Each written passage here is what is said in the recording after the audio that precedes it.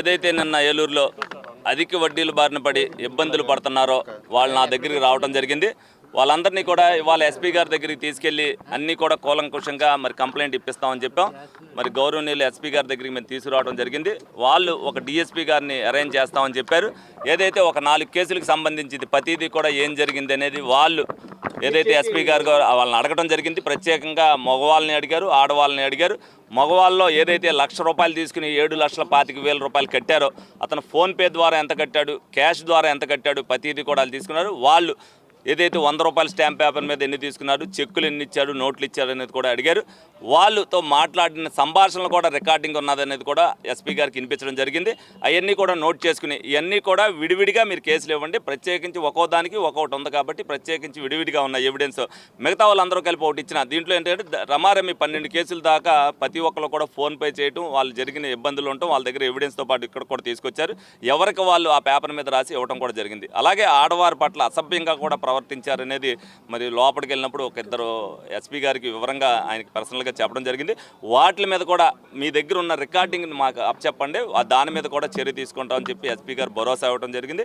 ఏదైతే ఈ అధిక వడ్డీలకు తీసుకోవద్దని చెప్పి ప్రజలందరికీ కూడా చెప్తున్నా, బ్యాంకర్స్ అనేక మంది ఇది అందరూ కూడా లీడ్ బ్యాంక్ ద్వారా బోల్డ్ మంది బ్యాంకర్స్ ఇవాళ ₹1,00,000 వరకు మీరు ఏదైనా చిరు వ్యాపారాలు చేసుకుంటుంటే వాళ్ళకి వడ్డీ తక్కువతో ఇచ్చేవి బోల్డ్ అని ఉన్నాయి. దాంట్లో సబ్సిడీకి కూడా ఇచ్చేవి కూడా ఉన్నాయి. వాటిని ఉపయోగించుకోవాలి. మీకు ఉపయోగించుకోవడానికి మీకు తెలియకపోతే మీరు ఎమ్మెల్యే ఆఫీస్ దగ్గరికి వస్తే మీకు చెప్తాం. ఎవరైతే సక్రమంగా వ్యాపారం చేస్తున్నారో వాళ్ళందరికీ కూడా తక్కువ వడ్డీకి బ్యాంకుల ద్వారానే వెసులుబాటు జరుగుతుంది. మీరు ఇటువంటి ₹20 వడ్డీలు తీసుకుని అనవసరమైన ఇబ్బందులకి పడద్దని చెప్తున్నా. కానీ వీళ్ళందరూ కూడా ఇప్పుడు ఏదైతే ఇచ్చారో దానికి వాళ్ళు భయపెడుతున్నారు. మమ్మల్ని ఇదివరకు భయపెట్టారు, ఇప్పుడు కేసు పెట్టారు మళ్ళీ అన్నారు. దానికి ఎస్పీ గారు భరోసా ఇచ్చారు. మాకు ఎప్పుడైనా సరే ఎనీ టైం 100కి కాల్ చేయమని చెప్పారు ఎస్పీ గారు. వాళ్ళు చేస్తారు. అలాగే నా నెంబర్ కూడా ఇచ్చారు. ఎందుకంటే ఎప్పుడు కూడా నిత్యం అందుబాటులో ఉంటాను కాబట్టి ఎవరైనా అటువంటి తీసేవాళ్ళు ఎవరో కూడా అటువంటి చర్యలు చేయొద్దని చెప్పి వాళ్ళని గట్టిగా హెచ్చరించడం జరుగుతుంది.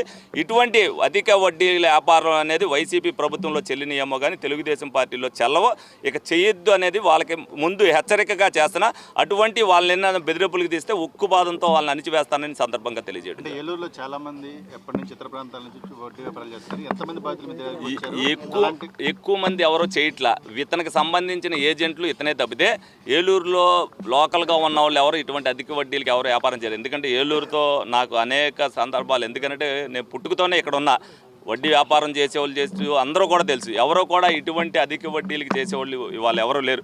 ఇదివరకు ₹4, ₹5 చేసినా కూడా ఏదైతే తెలుగుదేశం పార్టీ గవర్నమెంట్లో అధిక వడ్డీలకి వ్యాపారం చేయొద్దన్నప్పుడు వాళ్ళందరూ కూడా మానేయటం జరిగింది. అసలు దానికి అప్రోచ్ అవ్వట్లే. వీళ్ళు ఏదైతే వైసీపీని అడ్డం పెట్టుకుని చేయాలనుకున్నారో వీళ్ళు అనపర్తి. అతను సుధాకర్ రెడ్డి అనేది ఒరిజినల్గా అనపర్తి నేటు. ఇతనేదో అక్కడక్కడ ఒక్కొక్క ఇల్లు రాయించుకుని వీళ్ళ తీసుకుని అక్కడ రూమ్లో ఇక్కడ రూమ్లో కూర్చుంటారు. వీళ్ళు వేరే రకంగా కూడా వాళ్ళని మాట్లాడించి బెదిరించిన మాటలు కూడా ఫోన్ రికార్డింగ్ ద్వారా ఉన్నాయి. వాటి మీద కూడా చర్య తీసుకుంటారు. తప్పనిసరిగా అతను శిక్షార్హుడు.